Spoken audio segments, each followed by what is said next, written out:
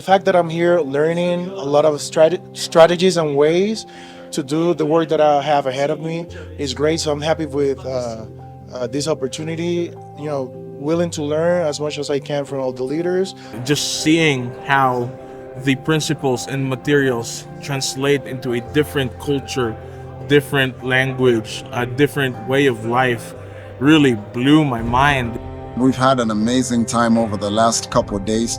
On Monday, we had the global cohort.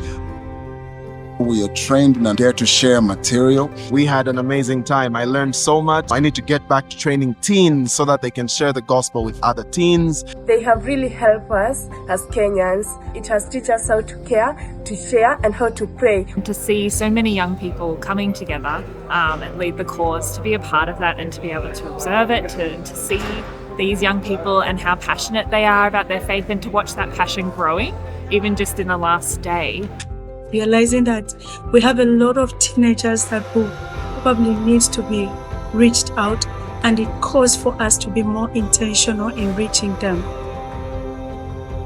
The best way to do is to use the 7 values in how to share the gospel, so that they can be efficient in sharing the gospel. When I came, I didn't really know much about evangelism. It was just something broad. But now I have become more intentional. I now know the leaders in my community. I now know how to reach them.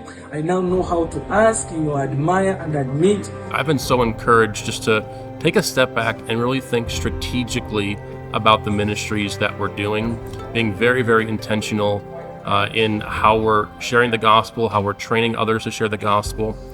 I've been given some amazing tools. I think they will redefine the way we do the youth ministry in my church and possibly the Salvation Army in Norway. This global cohort has been a blessing. So we are going to also copy this and paste it in Uganda in a simple way. The work is huge. One person cannot handle that work. It gives this inspiration of working hands in hands in order to fulfill that bigger task that is ahead of us. In the sessions that was so encouraging, because we moved out, we went and learned how they are conducted, and because we've never had this before in a place where I come from, I now look forward to seeing how I can go and start the same and be able to incorporate network with Reverend Sam. We've been burdened for a long time that the weakest point in our ministry is getting our students to just go out and share the gospel. But we haven't been able to get that next step. So I really feel like the Global Cohort has been really inspiring for us on how to actually train students in a quick amount of time, but then actually getting them to go out and practice it. We lacked materials, resources, but in the 3 years time when we partnered with Dare to Share, we have more resources that have helped me and my youths in the Northwestern Province part of Zambia.